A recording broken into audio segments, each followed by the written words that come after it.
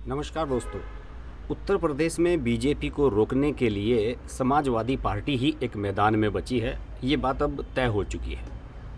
तमाम जितने सर्वे आ रहे हैं उनमें ये दिखाया जा रहा है कि दूसरे दल बिल्कुल जीरो हैं। कांग्रेस अगर बसपा की बात करें तो अभी एबीपी चैनल ने एक सर्वे और दिखाया है, सी वोटर के माध्यम से जो सर्वे किया गया है, और उसमें ये कहा गया है कि उत्तर प्रदेश में बीजेपी को 219 से 221 के आसपास सीटें मिल सकती हैं, स्पष्ट मेजॉरिटी। लेकिन दूसरे नंबर पर 160 सीटों के साथ समाजवादी पार्टी रह सकती है। और इसकी वजह से एक नई हलचल उत्तर प्रदेश की राजनीति में है।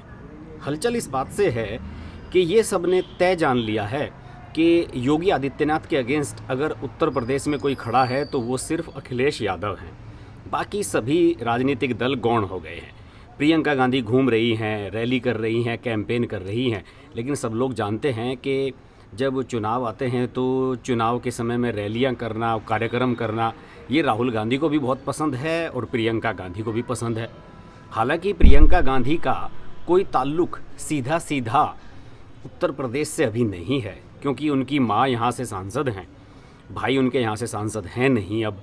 तो प्रियंका गांधी ना तो यहाँ से कभी विधायक रही हैं, ना यहाँ से सांसद रही हैं, किसी भी निर्वाचित सदन का तो वो हिस्सा रही ही नहीं है, राज्यसभा की मेंबर भी नहीं रही हैं।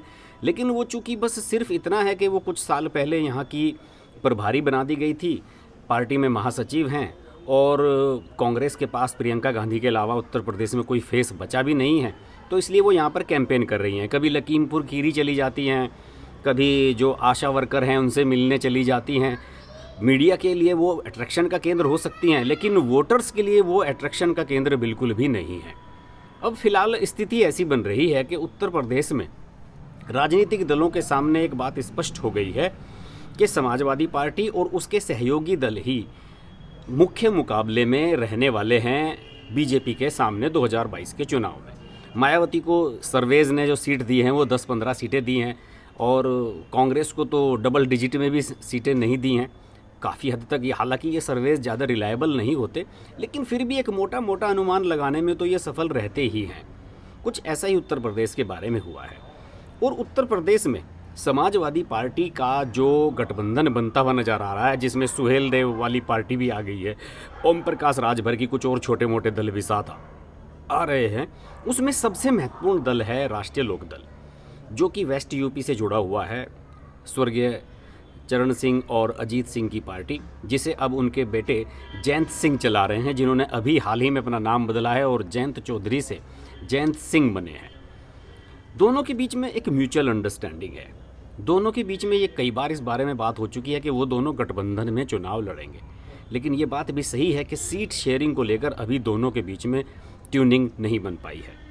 क्योंकि इस बार किसान आंदोलन का प्रभाव माना जा रहा है पश्चिमी उत्तर प्रदेश में, और दूसरे भी कई एक अन्य फैक्टर हैं कि जैसे अभी अजीत सिंह का निधन कोरोना की वजह से हुआ था। कुछ लोगों का मानना है कि शायद जयंत चौधरी को एक सहानुभूति की लहर भी मिलेगी और राष्ट्रीय लोकदल के पास अपने जो खोए हुए जाट और मुस्लिम वोट बैंक है उसे पाने का भी मौका मिलेगा। लेकिन इस सब के बावजूद भी दोनों नेताओं के बीच में सीट शेयरिंग को लेकर अभी फाइनल कुछ भी नहीं हुआ है, और ये मुझे लगता है कि अभी हाल फिलहाल होता हुआ नज़र भी नहीं आ रहा है। अभी एक खबर आई थी कि जल्द ही इसी महीने में 20-21 तारीख को शायद दोनों के बीच गठबंधन का ऐलान हो जाए, लेकिन मुझे लग रहा है कि गठबंधन का ऐलान हो भी जाता है तो कौन सी सीट किसके पास रहेगी, कौन सी किसके पास, इसे तय होने में भी अभी 1 महीना और लगेगा। हो सकता है कि ये जनवरी-फरवरी तक ही जाकर तय हो पाए, जब चुनाव एकदम डिक्लेयर कर दिए जाएँ और तारीखें तय हो जाएँ। हो क्या रहा है कि राष्ट्रीय लोकदल इस बार 50 से अधिक सीटें मांग रहा है। अखिलेश यादव इसके लिए बिल्कुल तैयार नहीं है। अखिलेश यादव को लग रहा है कि अगर मैंने इन्हें 50 से ज़्यादा सीट दे दी और इन्होंने 15-20 सीटें जीत ली तो फिर ये किसी भी दल के साथ नेगोशिएशंस करने में आज़ाद हो जाएंगे, और अगर बीजेपी को कल 10-20 सीटों की कमी लगती है तो शायद ये उनके साथ भी चले जाएं, क्योंकि राष्ट्रीय लोकदल का इतिहास रहा है। इससे पहले ये बीजेपी के साथ लड़े थे, फिर समाजवादी पार्टी के साथ चले गए, एनडीए के साथ मिलकर चुनाव लड़े थे अजीत सिंह, और यूपीए सरकार में मंत्री बन गए थे। तो विश्वास उनके प्रति अभी ना अखिलेश यादव में बन पा रहा है, ना किसी और दूसरे दल में है। लेकिन जयंत चौधरी एक थोड़ी सी अपनी इस तरह की छवि बनाने की कोशिश कर रहे हैं कि जो कह दिया वही फाइनल है। दूसरे वो बीजेपी से बहुत सख्त नाराज़ हैं, बीजेपी पर कड़े कर प्रहार कर रहे हैं। किसान आंदोलन के समय उन्होंने बीजेपी को बहुत भला बुरा कहा, उनके खिलाफ पंचायतें आयोजित की, किसान आंदोलन के समर्थन में गांव-गांव गए थे। तो इस वजह से जयंत चौधरी के मन में ये बात घर कर गई है कि इस बार अगर मुझे 50 से कम सीटें लड़ने को मिली तो मेरा नुकसान होगा। मजबूरी क्या है, पिछली बार 2017 में तो इन्होंने लगभग 200 टिकट बांट दिए थे। पूर्वी उत्तर प्रदेश जहां राष्ट्रीय लोकदल को कोई नहीं जानता है वहां तक भी इनके टिकट बट गए थे। लेकिन इस बार चूंकि ये गठबंधन में है और इन्हें पता है कि जहां समाजवादी पार्टी का प्रभाव है वहां इन्हें टिकट नहीं मिलेंगे, तो इसलिए ये 50 सीटों पर अड़े हुए हैं। जबकि अखिलेश यादव चाहते हैं कि 30-32 सीटों पर ही आप सेटलमेंट कर रहे हैं। लेकिन दोनों ये भी कह रहे हैं कि हमारा गठबंधन फाइनल है, लेकिन इसके बावजूद भी दोनों ने उन स्थानों पर अब रैलियां करना शुरू कर दिया है जिन पर दावा दूसरे दल कर रहे हैं। जैसे कि अखिलेश यादव ने अभी हाल ही में मुजफ्फरनगर जिले की बुढ़ाना विधानसभा सीट में एक पंचायत की एक बड़ी कश्यप सम्मेलन के नाम से एक रैली को संबोधित किया। जबकि बुढ़ाना सीट पर राष्ट्रीय लोकदल अपना दावा कर रहा है और उसके पास कई संभावित प्रत्याशी भी हैं। लेकिन यहाँ से 2012 के चुनाव में समाजवादी पार्टी का विधायक था नवाजिश आलम, तो समाजवादी पार्टी सोच रही है कि ये उनकी स्ट्रॉन्ग पर सीट हो सकती है। इसी के अलावा मुजफ्फरनगर जिले की एक चरथावल विधानसभा सीट है जहाँ पर योगी सरकार के राज्य मंत्री विजय कश्यप विधायक थे और उनका कोरोना से निधन हो गया था अभी कोरोना की दूसरी लहर में। वो सीट भी खाली पड़ी है और वहाँ पर उपचुनाव भी हो सकता था, लेकिन उपचुनाव चूँकि उत्तर प्रदेश में कहीं भी नहीं हुआ है। अब इस सीट पर बीजेपी तो नए प्रत्याशी को तलाश ही रही है, साथ ही साथ इस पर समाजवादी पार्टी भी दावा कर रही है और राष्ट्रीय लोकदल भी दावा कर रही है। समाजवादी पार्टी ने तो राष्ट्रीय लोकदल को विश्वास में लिए बिना ही पूर्व सांसद हरिंदर मलिक और उनके पूर्व विधायक बेटे पंकज मलिक को पार्टी में शामिल करा लिया।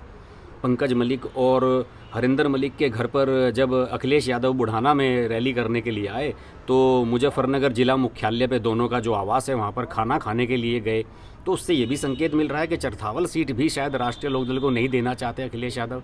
लेकिन उसी चरथावल सीट पर 20 तारीख को एक रैली करने का ऐलान कर दिया है जयंत चौधरी ने और उनका कहना है कि इस सीट पर हम चुनाव लड़ेंगे और इसलिए वहाँ पर उन्होंने अपने रालोद के जो कार्यकर्ता उन्हें कह दिया है कि आप रैली यहाँ पर आयोजित कराइए।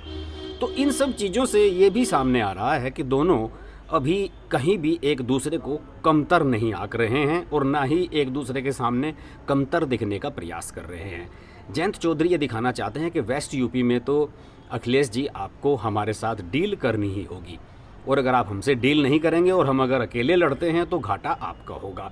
और ये हकीकत बात भी है कि वेस्ट यूपी में अगर राष्ट्रीय लोकदल की बातें नहीं मानते हैं अखिलेश यादव तो इसका उन्हें नुकसान हो सकता है, क्योंकि अगर राष्ट्रीय लोकदल अलग चुनाव लड़ेगा तो वो सबसे ज़्यादा नुकसान अखिलेश यादव का ही कराएंगे, समाजवादी पार्टी का ही कराएंगे। तो ये तो तय लग रहा है कि दोनों के बीच में गठबंधन होगा, समाजवादी पार्टी और राष्ट्रीय लोकदल के। लेकिन सीटों को लेकर राष्ट्रीय लोकदल के सामने मुझे लगता है कि अखिलेश यादव को कॉम्प्रोमाइज़ करना होगा वेस्ट यूपी में, इसके बिना बात नहीं बनेगी। इससे पहले कॉम्प्रोमाइज़ करने के लिए तो अखिलेश यादव जाने ही जाते हैं।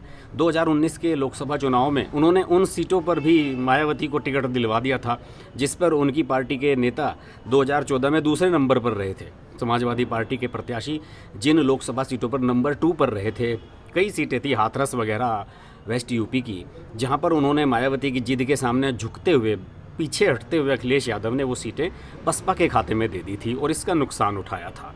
लेकिन विधानसभा चुनाव का सिनेरियो दूसरा है। यहाँ अगर वो राष्ट्रीय लोकदल की बात मानते हैं तो मुझे लगता है कि अखिलेश यादव को फ़ायदा होगा, नुकसान नहीं होगा। इस पर हमारी नज़र बनी रहेगी। अगर आपको मेरे इस चैनल के वीडियोस पसंद आ रहे हैं, चुनाव वीडियो और ख़ासतौर से जो मैं पॉलिटिकल ओपिनियंस अपनी देता हूँ वो अगर आपको अच्छे लगते हैं तो इन वीडियोज़ को लाइक करें, चैनल को सब्सक्राइब ज़रूर करें, अपने दोस्तों तक भी इस चैनल को पहुँचाएँ और उन्हें व्हाट्सएप के जरिए वीडियो शेयर कर दें। मेरे इस चैनल को नोटिफिकेशन के लिए बेल आइकन जरूर प्रेस कर लें, क्योंकि इस पर भी हम लाइव आते हैं और हम इस पर अपना उत्तर प्रदेश का एक चुनाव बुलेटिन भी जारी करते हैं, उससे भी आप जुड़ सकते हैं। तो देखते रहिए हर्ष कुमार। नमस्कार।